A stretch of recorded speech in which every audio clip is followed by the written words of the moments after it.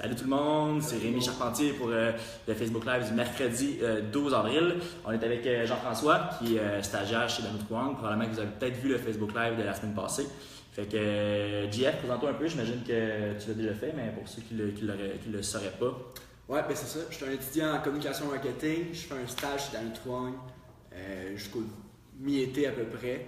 Puis c'est ça, je vais toucher un peu à tout au marketing numérique. On m'initie pas mal à ça. Puis moi, j'ai un petit background en web en arrière de tout ça. Là. Fait que, en fait, c'est de ça qu'on va parler justement aujourd'hui, de ton background de développeur. Pour ceux que ça intéresse et pour ceux qui se posent des questions par rapport à ça, comment est-ce qu'un background de développeur peut aider à travailler en marketing numérique? Comment est-ce que ça peut aider la compréhension, mais aider aussi à l'exécution? Fait que je vais poser des questions à Jeff parce que justement, il est développeur, tu as fait une technique, hein, c'est ça en programmatique? Ouais, en intégration multimédia. Intégration multimédia, Puis, ok, parfait. ça fait à peu près depuis que j'ai 13 ans que je code. Ah, c'est ça, bon. Ouais. Fait que, bon, ben voilà, comment est-ce que coder, puis pas juste coder, en fait, vraiment juste le background de programmation peut aider au travail en marketing numérique? Ben, ça aide beaucoup parce que quand on fait le marketing numérique, on peut tirer des conclusions, on peut tout faire, on peut tirer des analyses et tout, mais c'est difficile de les appliquer par la suite. Parce que quand on les applique souvent, lorsqu'on veut optimiser un site web par exemple, il va falloir aller jouer dans le code. Donc, ça revient un peu la comparaison entre le programmeur et le designer. Le designer, il fait des belles maquettes, mais il ne peut pas les mettre en application s'il n'y a pas l'aide du programmeur qui va les développer. Ben, c'est vraiment la même chose. Quelqu'un qui est bon en marketing numérique peut tirer les meilleures conclusions, mais s'il ne peut pas les appliquer, ben, il faut qu'il fasse affaire avec un programmeur, par exemple, un développeur, pour qu'il vienne appliquer ces modifications-là sur le site web en tant que tel. Donc, ça joue vraiment un rôle important. Puis c'est vraiment un atout là, pour quelqu'un dans le marketing numérique, c'est vraiment un atout pour pouvoir comprendre ce qui se passe derrière le code, derrière le site web.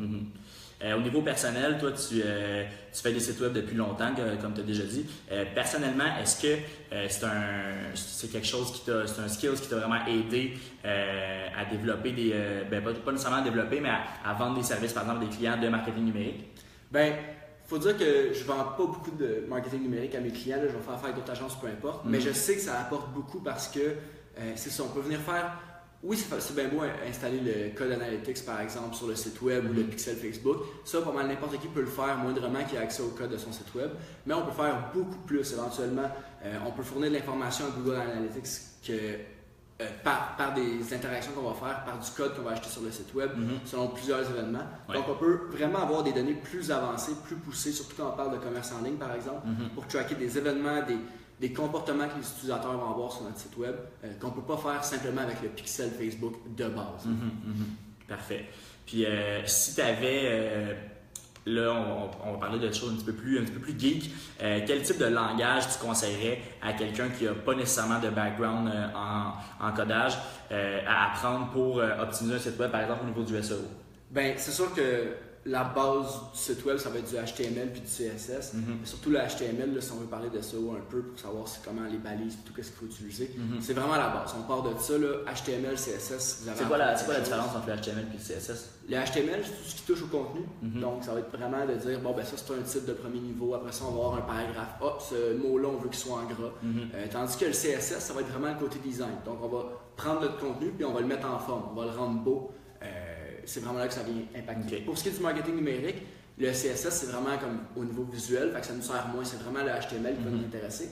Mais de nos jours, tous les sites web utilisent les deux. Là. On ne fera jamais un sans l'autre. Il n'y a pas un site web, sinon on verrait vraiment une page blanche avec du texte noir en Times New Roman. C'est pas intéressant, donc le CSS vient avec souvent. Puis à part de ça, si on va être dans le plus avancé, quand je parlais tantôt de tracker des événements par exemple, plus complexe au niveau du commerce en ligne, au niveau de plein de choses, ben on va souvent utiliser le JavaScript par exemple pour venir faire ça. Puis ça va venir nous permettre vraiment de déclencher des événements quand on clique sur un certain bouton ou peu importe. C'est vraiment là qu'on va avoir un niveau plus avancé. Mais vraiment commencer avec le HTML, c'est la base. C'est la base. Excellent.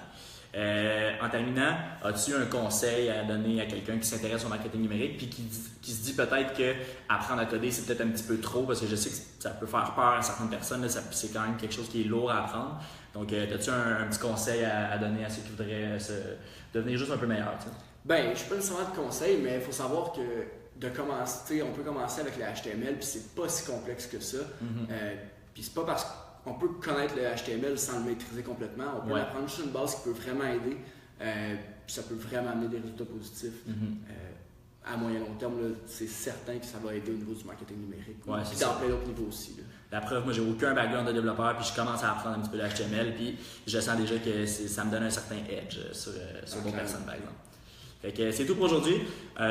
Continuez à nous regarder. On va revenir avec plus de Facebook Live dans les prochaines semaines.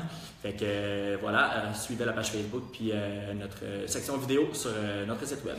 Salut! Merci. That's it.